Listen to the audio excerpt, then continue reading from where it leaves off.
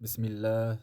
نبدأ رحلتنا في قناة راحة البال، تهتم بعلم النفس وتطوير الذات والسكينة النفسية. وخير ما نستهل به هذا المشروع آيات بينات من سورة الفتح. أعوذ بالله من الشيطان الرجيم. بسم الله الرحمن الرحيم.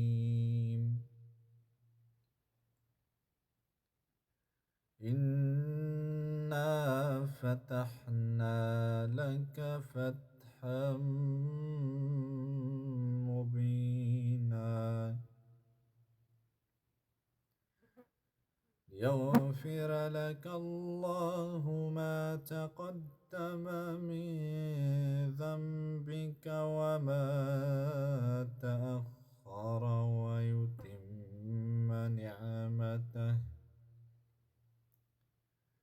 ويتم نعمته عليك ويهديك صراطا مستقيما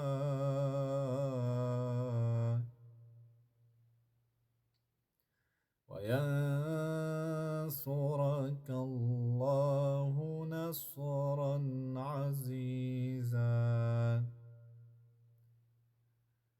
والذي أنزل السكينة في قلوب المؤمنين ليزدادوا